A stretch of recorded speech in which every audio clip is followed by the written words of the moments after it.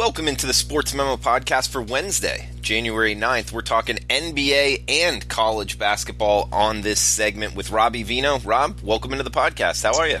I am good today, Drew. How are you? I'm doing good. We got 3 games set up here. College basketball. Then we got 2 in the NBA. We'll break down here, Robbie. I know you got to play up in college basketball. And guys, you can use the coupon code podcast9 to get Robbie's play for just $9. We usually do $9 Mondays. But with this coupon code, you can get any play, mine, Robbie's, any play on the board for just $9 using the coupon code podcast9. That's today only. Robbie, we got game number 815-816 primetime in the ACC. Clemson at Syracuse, 131 the total with the Orange laying 3 in the Carrier Dome. Yeah, and before we get into the game, Drew, let's just, because you breezed right over it here, let's let the people know that the coupon code, when you just said you have a play up, guys need to know 5% college basketball total play from Drew here tonight. And the last couple of years hitting over 60%. I know it's been good for you, Drew, but I don't want to just glaze over that fact for the listeners. So for those of you that are going to get involved tonight, certainly Drew's 5% college total, a solid choice for purchase here this evening. Clemson Syracuse, Drew, let's look at it here because I picked this game to go over here today just because of gut feeling. And a lot of times, we put so much time and effort into the numbers and into the injuries and into the situationals, the technicals, all of that stuff. But sometimes as bettors, hunch, gut feeling, it does prevail. And I've kind of got that. I got my eye on Syracuse. Maybe not necessarily for this particular game, although I still may get there, but certainly for the future. A couple of things I see out of them. To start the season, they were without their starting point guard Frank Howard, which hurt them quite a bit. He's been back for quite some time now, close to a dozen games here. But it really seemed like he didn't get the engine rolling right off the bat. When we go through mid-December and we're paying attention to bowl games and NFL regular season winding down, heading into the playoffs, and college basketball is kind of sporadic at that time. Lots of tournaments, non-conference stuff, maybe people not playing every day. But for Syracuse, it took a little bit of time for this team to begin to roll the way that most prognosticators thought they would roll coming into the season. Syracuse into tonight has played 3 games, only 3 games in their last 18 days, but all 3 are wins, all 3 are covers over Arkansas State, St. Bonaventure, and then their ACC opener against Notre Dame, which they win by 10, 72-62, as a 1-point favorite, so pretty decisive victory. But in those 3 games over 19 days, I think that long layoff has really helped this team kind of become cohesive again with Frank Howard at the point of attack. And I'm interested to see how they play against Clemson tonight, because Clemson is a team that's, I would consider to be one of the better groups since Brad Brownell has taken over at Clemson, and they come off a tough loss to Duke the other day. No shame in losing to Duke. A lot of people are going to do that this year, but for Clemson, this is a bounce-back game. They've certainly got every bit as much talent as Syracuse.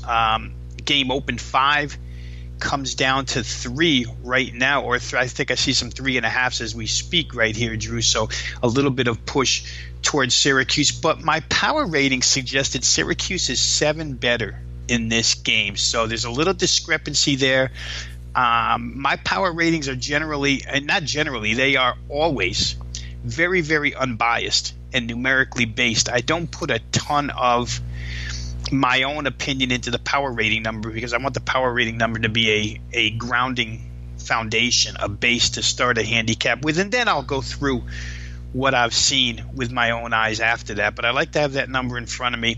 I think Syracuse has a real opportunity here at home. Don't know that I want to rush right to the window with them, only because for Clemson, this is another ACC game and a bounce-back opportunity for them. Obviously, venues don't shake Clemson, but Carrier Dome's a tough place to play. Like I said, I brought this game up and I wanted to bring it to attention today just for folks out there to keep an eye on Syracuse now. I believe that that's a train that we might be a little bit ahead of and might be able to get rolling with here down the road. Robbie, a team we're going to talk about next, TCU. It's a team that I was on early a little bit, but didn't have too much success with them. I know they had a lot of injuries early on. Haven't followed them much of recent, but do they have most of their guys back? They're on the road here in Lawrence, 151 the total, with Kansas laying 6. Yeah, let's get into this, Drew, because this is a game where there certainly are key players not involved, or maybe not involved. The one that we know won't be involved is Kansas starting center Udoka Azubuike. The 7-footer came back, played well, and now all of a sudden gets hurt again. He's out for the season, and without him, they become what has been, what Dick Vitale used to describe as a donut team, a team without anything in the middle. They went to a 4-guard offense Saturday against Iowa State without Azubuike. But their 4 guards, Dotson, Grimes, Garrett, and Vic, they're all 6'5" or less. So you've got a very small team now. Bill Self is going to have to change the style. You figure them to go up-tempo here. Their only other their 5th starter, Dedrick Lawson, is the only size on the team, 6'9". And they don't come off the bench with a lot of experience size, Drew. They got a couple of guys, a freshman McCormick, 6'10", and then sophomore KJ Lawson, 6'8". There's not a lot of experience and size to go in the middle. It really hurts this team. But we'll see if it hurts them. I shouldn't use that word. We'll see if it hurts them, but it changes them. Changes the dynamic of Kansas. You'd expect them to be a lot more open floor now. Saturday was their first game since it was announced that Azubuike was gone for this season. They didn't fare well, 77-60. Just don't match up well in this 4-guard offense against Iowa State, in my opinion. We'll see how they do here tonight against TCU. Now, where TCU is concerned, we look at Jalen Fisher, arguably the best player on the team the last couple of years, suffered a major injury, as we all know. Comes back this year missed the first 4, I think, and then played the next 8. They go 8-0 against the spread in those 8 games with him. And Saturday he was out against Baylor, a game in which TCU built a real big lead and then hung on for dear life at the end without Fisher in that lineup. Baylor gets the cover at Fort Worth. TCU hung on for the win. So it'll be interesting to see. You're talking about a guy who's that important to a team, a guy who is out first 4 games of the year, comes back, team runs off 8 straight point spread victories, then he's out again, and they lose against the spread in their most recent outing. Now, he's questionable tonight with a knee injury. We'll see. As it gets closer to game time, we'll see. If he's out there, how effective he'll be obviously is in question. But this game becomes a style matchup type game because TCU does have a big man, Kevin Samuel, 6'11", 250 in the middle. The question becomes here, Drew, can he take advantage of the fact that KU doesn't have a big guy tonight, or does KU push pace so much at home that the 6'11", 250 becomes a non-factor and you have to sit him on the bench because he can't keep up with the pace of the game? TCU is guard-oriented as well. Let's not forget they're pretty much a smallish team, and their better players are their guards are pretty good three-point shooting team. So this could turn into an up and down. I think that's why we see the total at 151 just staying there and not really having any movement so far today. Like I say, Fisher's a big deal. Azubuike is a big deal too. The Jayhawks are 1-4 against the spread without him. They went through a holiday tournament, a 4-game tournament where they did not have him, or a couple of tournaments where they didn't have him. And the opponents were pretty good, Drew. New Mexico State, Villanova, Arizona State. They didn't cover against any of the good teams. The only cover they had in that mix without Azubuike in the lineup was against South Dakota, a team that they should dominate. And then, of course, they come back without him and lose another point spread outcome and straight-up outcome to Iowa State. So they haven't been great. Without their starting center, they're going to have to shift. We'll see what the rest of the month of January brings. Personally, I think this will probably end up being one of those up-and-down games, and the 151 probably sits in a good space right now. All right, Robbie. And guys, remember the coupon code podcast9 at checkout. Any play today for just $9. Got a 5% up on a total I really like. Robbie's got a play up, college basketball. A bunch of plays up, 4%, 3%, hockey, NBA, whatever tickles your fancy. It's up there at sportsmemo.com for tonight's action. Big card in college basketball, NBA, and in hockey. Podcast 9 at checkout will give you any play. You can get more than one for just $9 at sportsmemo.com. Robbie, let's do another college basketball game here. A rivalry in the state of Florida, 835-836. Miami at Florida State. Looks like a total of 150 and a half. And Florida State laying 10 in Tallahassee. Yeah, and we saw Saturday, Drew. Miami's a depleted team right now. Only had 7 players for Saturday against Louisville. Louisville put the pedal to the gas. They win going away 90-73. And Florida State could probably do that in even more harsh fashion because Florida State is one of your deepest teams, as it seems like they always are. They're one of the deepest teams in the country. And when you're playing a team with only 7 guys, certainly you can take advantage of that if you're Leonard Hamilton, head coach of FSU. We see the point spread, 10.5 drop down to 10. Jimmy Larinaga, head coach for Miami, certainly doesn't want to play at that pace with only a 7-man rotation. You want to slow the game down. Whoever can dictate pace is going to end up being your point spread winner here. I would venture to say that Florida State should be the team that is able to. If Louisville was able to, you'd have to believe that Florida State is going to be able to. But if they do, maybe the best bet in this game would be the total going up and over. I don't see a lot of resistance from the Miami of Florida side defensively here. Their best bet is obviously to just try and slow this thing down to a crawl and make it a low-scoring game. But again, you watch Florida State play, and they've struggled. Let's face it, they have not been a point spread juggernaut as of late. So let's not, throw Florida State up on a pedestal at this particular point in time. But they are supremely talented, and it's more than likely just a blip in the radar here with the point spread record as of late. But in a game, like you say, a rivalry where they can get charged up against this Miami team, and knowing coming in that they have a significant bench advantage, a significant personnel advantage in this game, and seeing what Louisville did to Miami the other day, I'm sure that has to make Florida State anxious to get out on the floor. Couple of ways to bet it. I mean, depending upon which way you feel the pace of this game is going to go. But if you do believe that Florida State in their building can control pace here, then you would have to think that over is a smart play and potentially even laying 10 points. Good stuff there on the college basketball board, Robbie. Let's move on to the professional slate. In the NBA, we got top of the card here, 5:17, 5:18, 7:05 Eastern tip. Philadelphia at Washington, 228 the total. Seeing, 3.5? Philadelphia laying on the road? 3.5 on the road, and it's a repeat, right? They just played last night. Philly blew Washington out. Washington had come off of a big victory. Bradley Beal had a big game a few nights ago, and then they walk into Philadelphia. And, the matchup just hasn't been good for Washington anyway, Drew. Recent history shows a bunch of covers for the Sixers against this team. But tonight, it could be a bit of a different story. Number one, you have back-to-backs.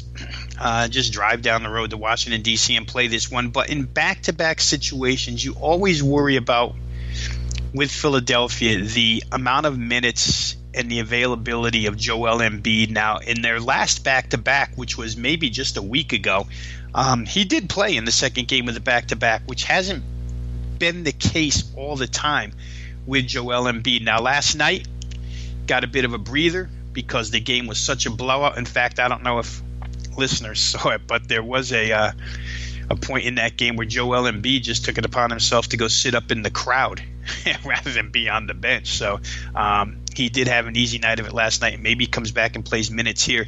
Maybe more importantly, J.J. Redick has a question mark beside his name here tonight. Back injury. Without J.J. Redick, Drew, for those who follow the Sixers, this is just not a good shooting team. He is their main shooter. Landry Shamet went off last night, the Wichita State product, and hit 9 threes, or 8 or 9 threes, I forget.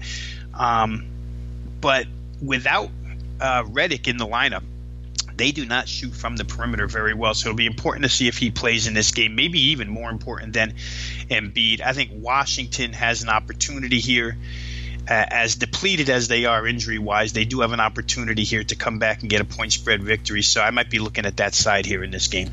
And Robbie, how often does that happen? What, they just played last night and then they're playing tonight in the NBA? Does that happen a lot? Very, very rarely, Dre. I know it happened to OKC in Dallas over the holiday, late December. They played in Oklahoma City, then turned around and played in Dallas the very next night. But it doesn't happen that often. I don't know why it happens scheduling-wise, but it does here. And we'll see. Philly, a team that dominates Washington. Certainly, if you just want to make a play on recent history, I could not fault anybody for playing Philadelphia here. They do seem to have their number matchup-wise. But the Redick issue to me is a big deal, and we'll see what Embiid gets 4 minutes in this back-to-back game. Yeah, that is a unique handicap in itself, playing the same team in back-to-back nights. I mean, that's got motivation questions. I would love to see the long-term trends on that, because I'm not going to pretend to beat the NBA betting markets, but I believe that scenario right there, it's so unique in itself that there could be an edge. We got 5-3-1, 5-3-2, Orlando at Utah, 207.5 the total. Looks like the Jazz laying 9 in Salt Lake. Yeah, and we bring this game up here as part of the card for the podcast today, Drew, because of the injury situation for Utah at point guard. I mean, not only is starting point guard Ricky Rubio now out indefinitely, but backup point guard Dante Exum now out indefinitely, both with injuries, at least 2 weeks worth in the case of Rubio, probably the same in the case of Exum. It means that third-team point guard Raul Neto has to step up and play significant minutes here in this game. You would like to have an opponent in this instance with a point guard, with a defensive-minded point guard that could really hound Neto for the majority of this game and maybe wear him down. In the case of Orlando, the starting point guard is DJ Augustine, and they come off the bench with a little bit of help, but they're not necessarily a team with really hounding defensive point guards. So we'll see. I think if you're Orlando, you would take all of your point guards tonight and throw them out there and tell them that for the minutes you play, I want you to just be as aggressive as possible defensively against Utah, because Utah's bench after Neto, there's no point guard. You're probably going to see Donovan Mitchell handling the ball for a little bit in this game, not his customary role, and maybe a couple of others. But it's just an interesting situation here. I think that you could certainly take advantage of Orlando +9. Like I say, they don't have the greatest or the most Patrick Beverly type point guards who are just going to get up in your face for the entire time you're on the floor. They don't have that, but I think for one game you might see that here out of Orlando. So +9 to me, Orlando very capable. The problem with them is that offensively they fade in and out. Not only for a couple of games, but even for quarters they fade in and out. So they're a little bit questionable on the offensive end, but may have enough here tonight. I think that Orlando +9 is certainly worth a look, considering the point guard situation Utah brings into this one. Guys, remember the coupon code podcast9 at checkout for any play on the Sportsmemo slate for tonight. We got a 5% play up in the college basketball totals market. We got 4% up, 3% up in NHL, NBA, college basketball. Using the podcast 9 at checkout will give you any play for just $9. You can use it over and over. Get one, get many, whatever you'd like to do. Robbie, great pod, good information. Anything else you want to throw out before we shut this down? I don't know, Drew. I won't be on the pod for the remainder of the week, so good luck to everybody with the NFL divisional round this weekend. Certainly considered to be the most fun round for fans of the NFL throughout the season. We got 4 great matchups. I myself am going to be entering a 5% play, so be on the lookout for that. It will either be up later this evening or tomorrow morning first thing. But great weekend for football and, of course, the college basketball. Now, in good tune with the college hoops now, Drew. Myself, 6-1 to start the week this week in baskets, and of course counting the Clemson over to end the college football season. But I think that right now we're in a pretty good groove in the hoops as well. So good time to get on board, and hope everybody has good luck with the NFL this weekend. And Robbie's 4-0, his last 4, 6 of 7. You said the Clemson over there, Robbie. Any tidbits you're taking away from the national championship game on things you're looking for next year? I don't think it's anything that those of us who bet college football every week didn't already know, Drew. I think we knew where these two teams stood as the two teams that have now grown to be significantly ahead of the rest, and that's not going to change next year because of the talent level coming back. But, Alabama, once again, defensively exposed. We've seen it over the years in these big games by teams that are, that can spread the field, that can push the football down the field. Deshaun Watson did it a couple of years ago. Trevor Lawrence did it this year. That's the kind of team you need to be. So I don't think these two are going anywhere. It's up to the rest of the college football world to catch up, and we'll see if they can. But I don't know that we learned anything special off of that game, except for the fact that maybe, Drew, in modern day football, it doesn't really matter how good your defense is. Great offense is going to beat great defense. Clemson came in with a magnificent defense. Did hold up for the last 9 series of that game for sure, but Alabama shot themselves in the foot a couple of times. But as good as Alabama's defense was, not vintage, but elite nonetheless, they just got blasted by Clemson's offense. So maybe great offense just beats good defense nowadays. Robbie, would you take Alabama and Clemson versus the field to win the national championship? Who would you bet on, even odds? I would have to say, and of course we're doing it on paper without knowing what's going to take place injury-wise next season, but I would think at this point, based on my power ratings, the way they concluded the season, Drew, these two teams on a neutral were 9 points better than the next best team. So I would say I would take Alabama and Clemson against the field. Wow. It's getting that way. I mean, for the next 5 years, do you think there'll be another national champion not named Clemson or Alabama? Well, we'll see what Kirby Smart can do at Georgia, because he seems to be next in line. He's pushing, and I wouldn't put it out of the realm of possibility for Tom Herman and Texas, the way they've been able to recruit there. Oklahoma just doesn't seem to be able to put together enough defense, but from what we see out of Texas, maybe the defense is coming along. Those two teams have the components. Georgia has the components on all ends. Recruiting, facilities, on all ends, those three teams do have it.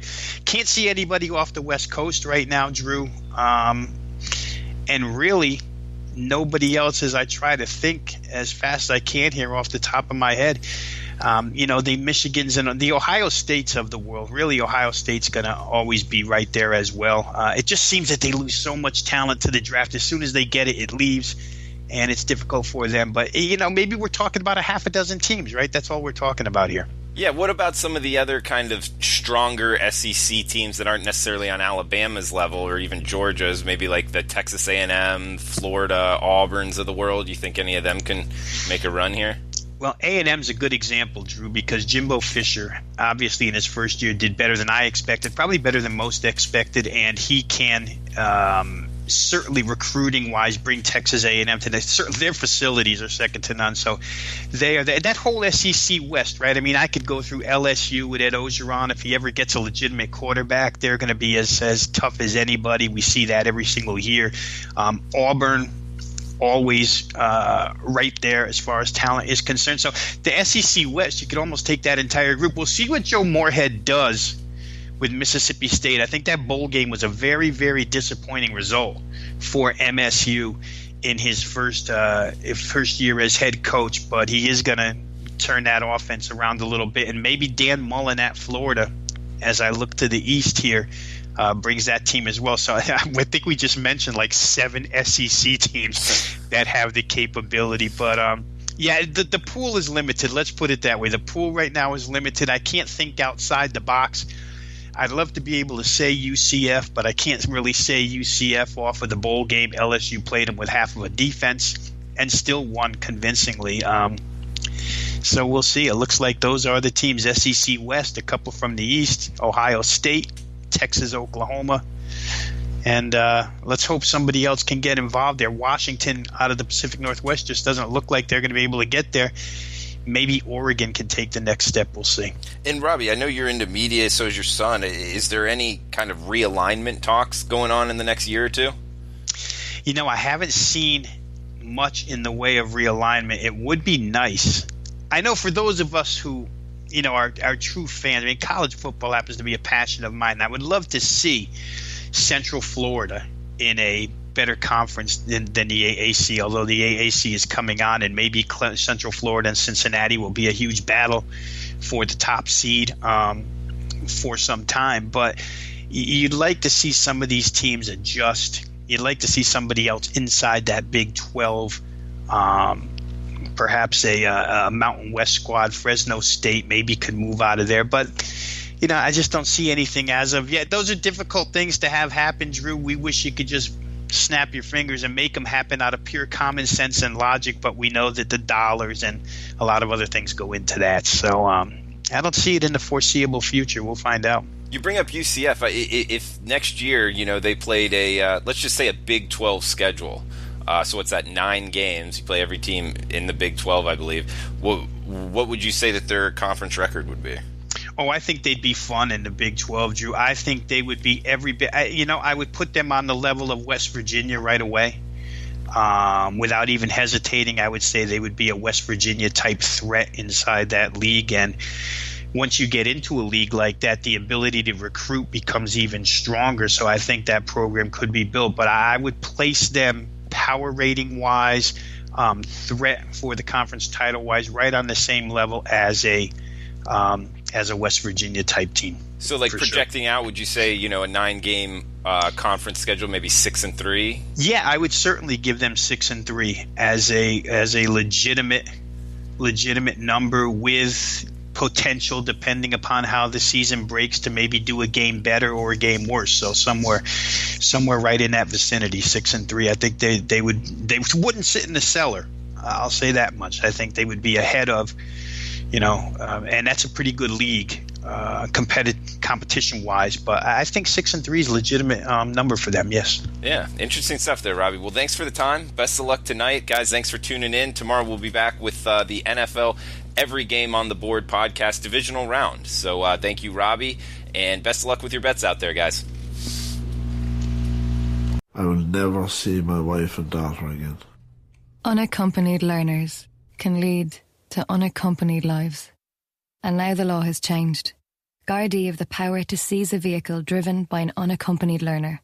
What's more, the owner of the vehicle faces prosecution and a fine of up to €1,000.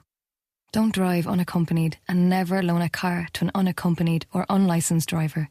From the Road Safety Authority, visit rsa.ie to see Noel Clancy's story.